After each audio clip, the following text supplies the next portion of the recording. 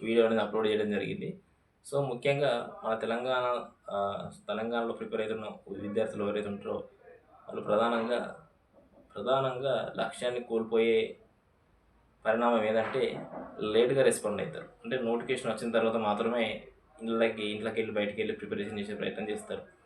అదేవిధంగా మన పక్క రాష్ట్రంలో ఉన్నటువంటి ఏపీ స్టూడెంట్స్‌ని గమనించి చూడండి. మనకక్కడ ఉన్న మిత్రులను కూడా గమనించినప్పుడు వాళ్ళు నోటిఫికేషన్‌తోటి సంబంధం ఉండదు.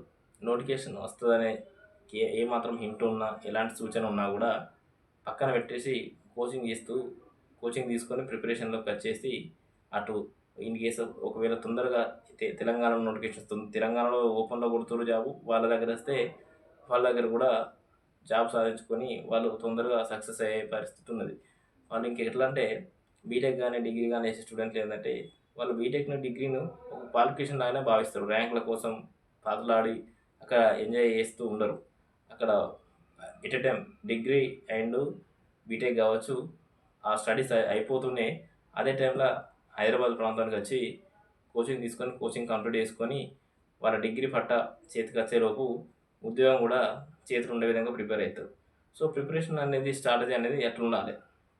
మనది అంతా ఎంజాయ్ అయిపోయిన తర్వాత డిగ్రీ అయిపోవాలి, బీటెక్ అయిపోవాలి.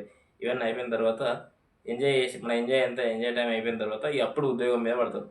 సో, అది మనకు చాలా నెగెటివ్ అయితుంది. తెలంగాణలో చాలా మంది దాదాపు ఇదే పరిస్థితి ఉండడం జరిగింది. సో, ఇట్లా కాకుండా ప్రిపరేషన్ కంటిన్యూయేషన్ చేసుకుంటూనే ప్రభుత్వం యొక్క విధానాలను అంచనా ఏస్తూ మనం ఖచ్చితంగా ఈసారి గత నోటిఫికేషన్‌ల ఎంత నష్టపోయి, ఎంత బాధపడ్డామో, ఎంత దుఃఖానికి గురైనామో అందరికీ తెలియంది కాదు. సో, కనుక ఖచ్చితంగా ప్రిపేర్ అవ్వండి. నోటిఫికేషన్స్ రాకుండా ఉండవు. రిలాక్సేషన్ ఇవ్వకుండా ఉండడు. అది 40 రోజులు కావచ్చు, 50 రోజులు కావచ్చు, గవర్నమెంట్ తలుచుకుంటే 30 రోజులు కావచ్చు.